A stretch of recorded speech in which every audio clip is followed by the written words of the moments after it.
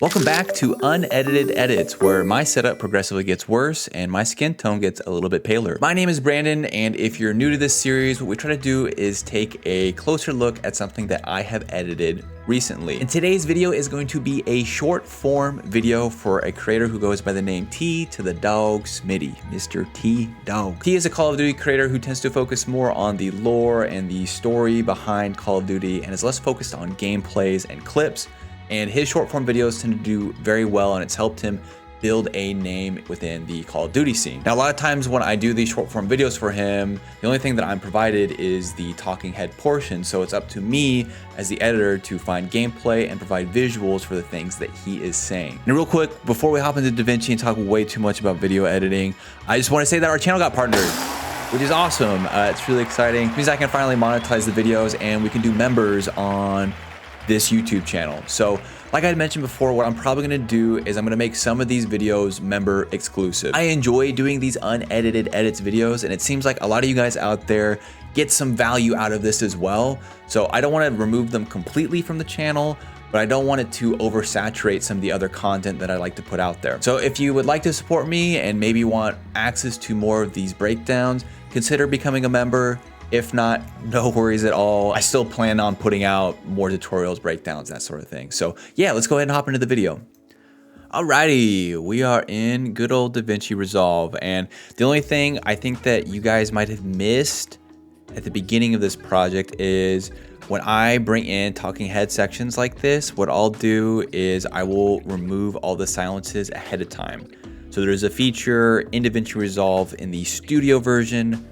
Sorry, all my free users, my free users out there. I think you go up to the top menu and you hit timeline, audio transcribe, and then there's an option to remove the silences and insert it. So that's how I was able to start with everything kind of pre-chopped. And what you're seeing right now is the starting point of this edit. It is only T's beautiful noggin. So the general workflow for a video like this is what I receive on my end is just T's talking head portion. So I mentioned this in the opening section, but what I typically will have to do for a video like this is first structure the video so that, you know, I have everything laid out nice and neat, which is what I'm doing right now. I'm cleaning up all of the script that he's written down and getting a feel for the timings of everything. And so when I'm stacking these clips into the second layer, all I'm doing is J and L cuts to kind of get things nice and neat and tight. And specifically with short form editings and T-Dog style videos, we keep it pretty quick. We keep it pretty quick and punchy. There's not a lot of breathing room because if it's going up on YouTube Shorts, you only have 60 seconds. So TikTok has got a little bit more leeway, but yeah, for a video like this, we keep the timings very short, quick, and punchy. So you'll see me overlapping the audio a little bit here and there, and yeah, keeping everything basically on top of each other. So I'm gonna be wrapping up that portion right now, and then I'm gonna start the visual portion, which is kind of the next step of our workflow. So sometimes I'm thrown ideas of things that I can use in the video, but it's kind of up to me as an editor to figure out what I want to showcase. Sometimes it's a little bit easier, you know, if T is talking about a specific type of game or a weapon being used in Call of Duty, you know, you can go out and find a clip of that and then bring that into the video. But when he's describing certain things that Call of Duty does or things that are happening, it's kind of up to you to animate and visualize that thing. So what you're gonna see me do right now, and what you've been seeing, is I have some stock media saved of Call of Duty footage and logos and images that I can use in different Call of Duty videos. But what I'm kind of doing is some storyboarding and I guess you could say like pre-visualization work, where I'm just trying to figure out, okay, what do I want to use in this video to make the pieces work together. And I guess I forgot to mention, the premise of this video is that I think it was titled Call of Duty is Ripping Us Off. And what T does is he talks about the fact that this new game, if you're not familiar with COD and the Call of Duty scene, There's a new game that recently came out, and a lot of people are accusing it of being a $70 DLC instead of a standalone game. So one of the early things that I had to work with is this thought of ripping off, right? And so one of the first thoughts that I had was paper. Paper rips, paper tears, that sort of thing. So what I'm working with on screen right now is a stock paper rip, fold, crumble transition. And the way these transitions work is that there's an area that's in blue and an area that's in green. And what you normally will do is you'll key out it's either the blue or the green area first, combine that with the layer underneath that you want to crumble or fold or wipe away, make that a new compound clip, and then all you have to do is key out the green area, and you now have this transition where your first scene is crumbling or unfolding until the next scene. And so I thought it was kind of a creative way to keep to grab somebody's attention within these opening couple of seconds. I'm trying to remember specifically what he says, but it's kind of like a "or is it" moment. And so with his head kind of popping out through Captain Price's face, I felt like it was kind of a funny way to keep somebody engaged in the video. And the only thing I will mention about that effect is I ended up applying a couple of drop shadows to give it the look that, you know, like T is really underneath this like video layer. So that was one way I opened it. And then the sequence I'm working on right now is the actual opening clip. And I spent a little while trying to figure out what I wanted to do here, because I think, like I mentioned, the opening line is "Call of Duty ripped us off" or something like that. And so I was trying to think of a way to really emphasize that word ripped, you know, like something tearing apart. And I was like, okay, well, what if I worked with the logo? Like I already had the logo file saved. So what if I took the logo and then maybe split it or had it explode or something like that? And so what I'm doing right now is I'm messing with it in the Fusion page to figure out, okay, maybe I can have this thing drop in, and then once it's all settled and he says the word ripped, I can have it explode. But I end up moving on to a different idea, which is a visualization of the game case, because I felt like it was a better representation. So let me go ahead and speed forward to that moment. So this is a template for a PlayStation 5 game case that I just found online somewhere. I'm not going to link the website because I don't know if it's trustworthy or not. But one thing that I wanted to mention is that T actually works with a couple of editors, and one of them in particular, his name is, it used to be Arctic, he goes by Nashane now, and he is one of the best editors I've seen do short form content. One of the things that he does is, I think visually he excels at making things just look really good. And one of the ways he does that is when he presents Call of Duty titles, when people are talking about it, he actually makes their own, he makes custom game cases for them. So I was like, you know what? I should try doing that. It'll make some of the videos appear more cohesive on T's channel, and it'll get me experience doing some of these different animations. So that's what I did. Grab that Photoshop template, and then what I'm doing right now is I'm masking out a center rip line in the game. And the next step that I'll do is I'm going to split each of those in half. And you'll see me, I'm sliding them off right now. So the thought here is, okay, Call of Duty has ripped us off. I have the game case in. I have it kind of positioned, and it animates on screen by dropping in, which I do by keyframing a transform node. And then I actually use Dax's slice macro.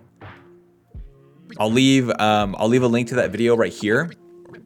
But you don't have to use this macro if you don't want to. You could mask things out individually and then move them left and right. But because I already had that saved, I figured might as well use it, and it was a perfect case example to use this effect.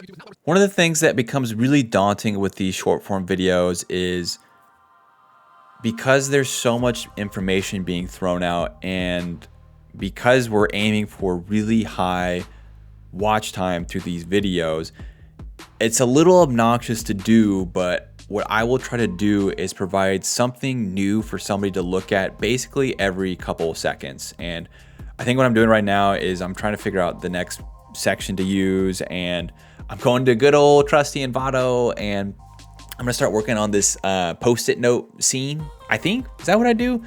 I can't remember if that's what I do or not. But what I was saying is these videos end up taking a very, very, very long time to do because of that. You know, the final result might only be a minute long, but I would say on average, these videos take me probably 6 hours to make. Sometimes it's a little bit less if there's a little less work to do, and sometimes it's even more, especially if there's revisions that need to get done or there's more involved like sound design work. So, you know, one 60-second video is kind of like a full day's work. So is it worth it? I don't know. It's a great question. I think it really depends on your channel and what you're aiming to do. I will say that the videos that I have made for T and the other editors that work with him, the analytics on those videos are really good. And because it's not my channel, I'm not gonna share those analytics with you guys, but I will say that for the most part, anytime we do one of these videos, the average watch time is normally between 80 and 90%. And the swipe through rate, so the amount of people that will actually stay and watch the video instead of passing on to the next, is normally 80% and above. So because of that, T's videos, and because he's established himself in the space as this great short form creator, I mean, on average, his videos will normally do over 300,000 views. Some of them that go viral will be in the millions. It's pretty rare though that he won't at least hit that number on YouTube. TikTok's a little more finicky. I don't know what goes on in like the TikTok space. That world is just beyond confusing to me. I don't understand the algorithm. You do something one week, it works great. You do the same thing the next week, it just like falls off the face of the earth. So who knows what's going on in TikTok, but as far as YouTube goes, they do well. So it's, you know, it becomes one of those things again where it's like, is your time and energy on these videos worth it? Maybe. Maybe, I don't know. So and what you're watching me do right now is just a lot of figuring out. You know, I really don't know what to do right here. And because of that, normally the way I work through brain block, because I don't have the luxury of like working on this over a couple of days, I kind of just start doing. And if it works out well, cool, we use it and we move forward with that section or scene. And if not, cross it off the list, move on to the next idea. There's normally like a few ways that are kind of standard for presenting information. Like recently, I don't know if you guys have seen, there's like a lot of people that will use that like paper crumble type background. So I've used that recently. That seems to work pretty well. But I'm trying to create like a digital grid that I could use to present. I think what he talks about right here is like Call of Duty sales. And I wanted to do some kind of like analytics visualization, and I just could not get something that I felt like looked great. So let me go ahead and skip forward a little bit until we're on that next section. Alrighty, so we're in the finished timeline of this video that we're talking about today. And let me go ahead and hop into the Fusion comp that I ended up landing on.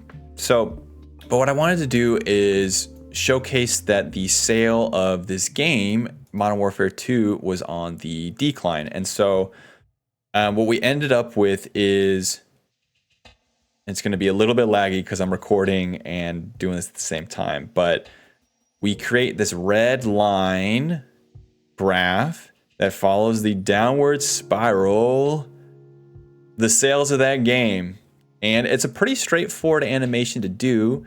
I feel like I feel like it looks fine. It is what it is. It just, you know, we had to move on. So let's start left to right. I always start with, at least in the majority of my Fusion comps, some kind of background node. It just sets the sizing of the image, and most of the time I'll actually have it be transparent. But for this one, I'm working with this gradient background. what we got here? Oh no, this is the grid that I had set up. This is a video file that I got from Envato. It's just a grid. We changed it to be red and orange. It might be kind of hard to see. And then we add a glow to it. Little glow. I'm using the X glow node. This is something through the Reactor plugin. If you're not familiar with Reactor, just do a quick YouTube search. It provides a lot of different nodes and plugins for you to use in DaVinci. Where is that? Workspace, scripts, Reactor. This guy right over here. So I'm using the Xglow node, which is in Reactor. So it provides this look. And then moving down the line, I believe this is our like dust particles that we're overlaying on top. So we have our background, our grid, and then our dust particles on top. And then this little tree over here is where the magic is happening. And I guess let's start with, this is going to be the game case here. And then this is going to be our graph line. So let's start with the line, our red line here. And the way this is going to work is it's pretty straightforward. I took my polygon node and I just made this ragged? What? Jagged. I kept wanting to say ragged, not ragged. Jagged line that moves on down. We attach it to a red background node, right? And the only thing that I keyframe here is the length. So it starts at 0. You can look over in our Spectre tab, starts at 0 and it goes all the way to 1 at the end. Pretty straightforward animation. And then again, we attach a Xglow node to it. Generally I feel like when I'm doing stuff that I want to feel and look energetic, you know, digital, lasery, I feel like the Xglow node works really well for that. And then the second aspect to that is that we're going to take our game and have it follow this path, right? We take our game and then we have a resized version of it. So we have our size decreased to 0.1. And then I think for this one, I actually do some manual keyframing. Yeah. So I don't do anything fancy with this. A lot of times you can do stuff where you maybe like would publish the path of your polygon node and then you can connect the game to it. But sometimes though, it's quicker to just keyframe the position and follow the dang line. So that's what I did. I made a couple of keyframes where it just moves down, hits the corner, hits the next one, and then goes all the way to the end.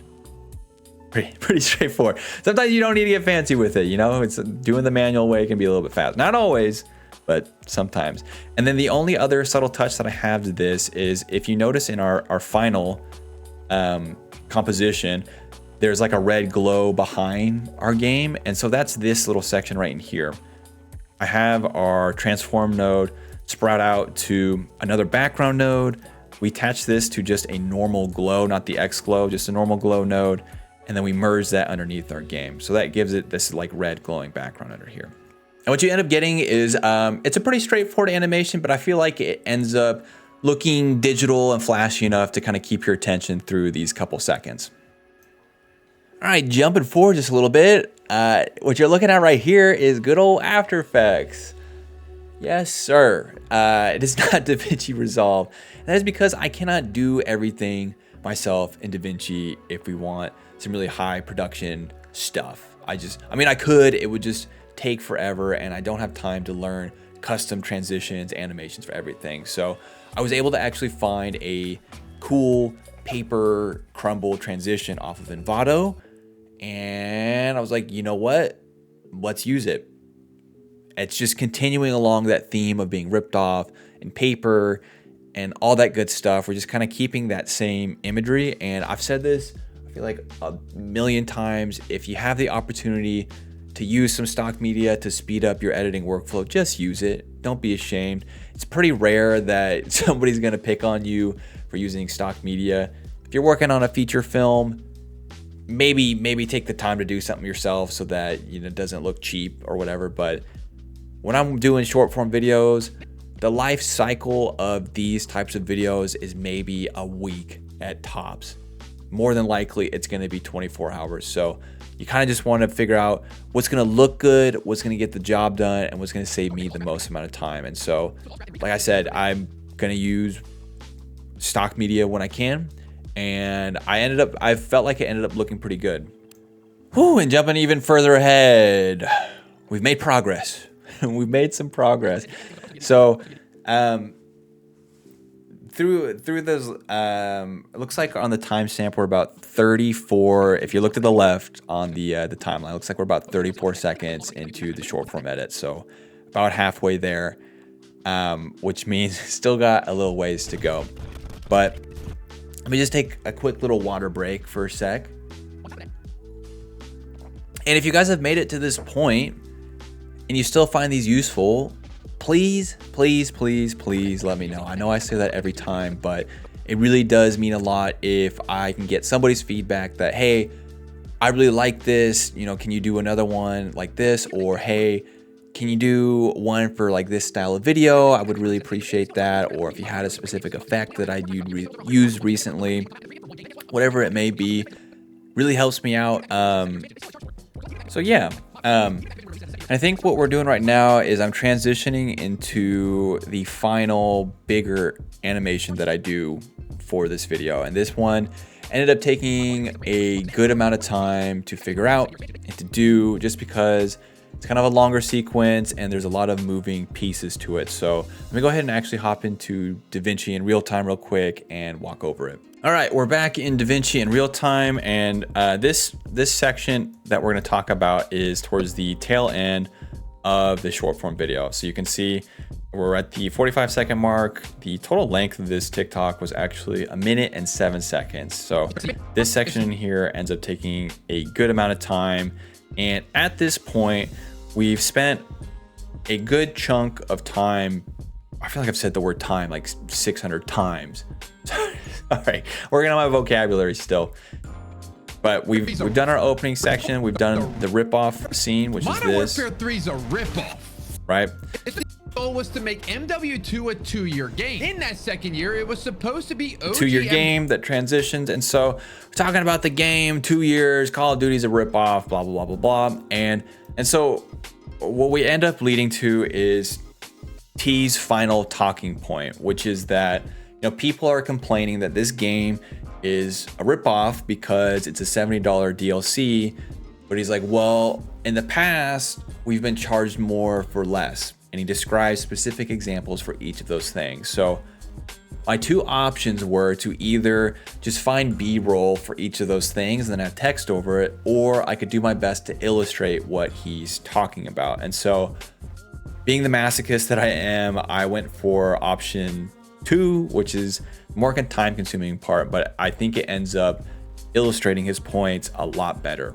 So here's our final Fusion comp tree. And if you're newer to Fusion, it might seem a little overwhelming, but what I want you to look at is that the actual length of some of these node branches isn't that long, except for maybe this section in here. It's just that there's a lot of branches, which is what I was talking about. So there's just a lot of moving pieces. It's not necessarily that the animations themselves are overly complicated, but if I scrub through this comp and hopefully we get some smooth playback. So we have the first game that slides on screen. Then we have a second game appear from underneath it. And then when he starts talking about cost and money, we have a $sign, 2 cases merged together, and now we have a new game appear from underneath it along with a new text element, this $60 element. So what is that? 5? So now we're at 5 elements. These are sliding off screen. These are sliding on screen. Keep going. And now we have, the media is going to be offline because I accidentally deleted the images because I'm not the smartest. I'm just not very smart. But now we have, imagine in your mind 4 pictures of maps that he's talking about. 4 different additional map elements along with 4 additional text elements. So that's 8 plus 5. So that's 13 moving elements. And then we have a final one, which is our final cost of everything that appears on screen. We have 14 different elements. So that's the only reason why this animation ends up looking more complicated than it is. In reality, it's a lot of just transform nodes, some glows, and just the timings. The timings of things was what ended up taking the most part, not necessarily like doing these big branches. So one of the things that we do to make this look a little bit more slick and cool is things slide out from underneath the previous object. So like our opening one, the second game case slides out from underneath the first one. So how do you do that? How do you get that look? Well, for this particular example, it's not too difficult to do because you can just copy and paste a transform node, right? Which is these guys right here. These two transform nodes. And then also they have a wobble to it. This is a transform node that I just made a macro of that gives it this little like pulsating shake. And all I did was add a perturb. Is it a perturb? Yeah, I added a perturb modifier to the center property. So that's all that is. But yeah, so that's how we do that one. But what about as we move further on and this thing slides up, the next thing that happens is this new game slides out from underneath it. Okay. So one of the ways that I'm able to achieve that is I actually use a resize node for this second game. Okay. So when I'm bringing in these PNGs, not all of them are the same size, right? So I have this starting game case, and because this was duplicated, all I got to do is mess with the one transform node because it's all going to be the same size. But this one is a slightly different size than this one. It's going to be hard to see in YouTube, but just trust me, they're different sizes. So I use a resize node to get them to be the same size.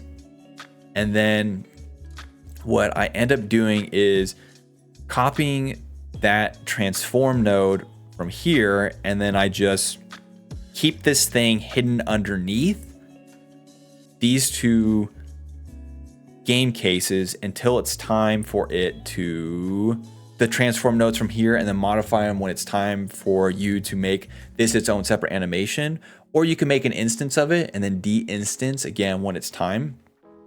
But yeah, I mean, that was essentially it. That's like the big trick. And so I do the same thing for the maps. So again, if I were to put out our media out node, right, the game is going to slide out from underneath. So it slides out from underneath, and then as it moves up, the maps do the same thing. So the maps will appear from underneath it. It's the same principle. So that's why I have the maps all the way to the left, because these are all going to be underneath the other game cases. Nothing overly crazy. Like I'm not going to cover the different spline movements and everything, because it would just be a lot of me going like, well, I keyframe the center here, keyframe the center there. The only thing that I did was just keep track of keyframes and timings. So I guess I could pull up the keyframe window, and if I scroll through our keyframe window here, you'll just see that there's a lot of nodes with a lot of moving elements to it. So this ended up being the most time. There we go. There's a lot of keyframes on here. This ended up being the most time consuming part of it. All right, and back to Past Me. It looks like we're finishing up the Fusion comp, and you can see where the media offline things were. Those are the map images, so I wasn't lying. They are really there. And one of the questions you might have about doing something like this is, how do you keep the timings correct when you can't hear the audio within Fusion? And there's a couple of workarounds to doing that. One, and the most straightforward, is to just bounce back and forth between the edit and the Fusion page. Wherever your playhead is on the edit page, when you go into the Fusion page, it'll be at the same location. So you can kind of do some finagling that way. Or a quick workaround is to actually just add in a media in node anywhere. You don't have to connect it. You don't have to do anything. Just add in a media in node. And then if you click on that media in node and go to the keyframes tab, when you play your Fusion comp, you should see the audio waveforms for your Fusion comp. So that's one way to keep everything lined up. And so the last thing that I'm gonna do for the video portion of this video, excuse me, is I'm just gonna add in some more B-roll for the talking points. So I'm gonna look through some of the trailer footage that I have and some of the gameplay footage that I have and just sync that over the top of his talking head sequence. So as I'm finishing up this Fusion comp, this video, the things that I'm looking for is an equal balance between B-roll, T-Dog's talking, head portions, and some Fusion compositions. You don't really want to overwhelm viewers with one or the other. Like, you can't have just one big B-roll video because then it starts to become pretty boring and people have seen it before, and you don't want just like giant animation sequences because one, it's overly time consuming, and two, it's just, you know, it can become hard to follow at certain points. So, and then yeah, you want to show T-Dog's cam every once in a while because I mean he's the person narrating. So the final steps that I'm going to take are captioning and sound design. And I'm doing the captioning right now. Again, I have the studio version of DaVinci Resolve, so there's a way to auto add subtitles. I think it's, you go up to the timeline menu and then it's create subtitles from audio. I like to do this before I do the sound design because it will use all of the audio to bring in your captions. So for whatever reason, you know, you've done like music, sound effects, all that, and then you forget to mute it, like your captions can be kind of funky. And DaVinci does a pretty good job of the auto subtitles. It's a little bit funky here and there with the spacings, but as far as figuring out which words are actually said, it's pretty good. And the settings that I use for doing these are I think it's the default subtitle settings, but I make the character amount 8. 8 just seems to be a good magic number for me. And then the next thing that I'm going to do is I'm going to convert these to text plus nodes, which is what I'm doing right now. Currently, there's not a way to do this in-house in DaVinci Resolve. I think it's something that they are working on because they've been doing a lot of these quality of life features recently to help out YouTube creators and short form creators. So I think it's something that'll eventually get brought into DaVinci, but as of right now, there isn't anything.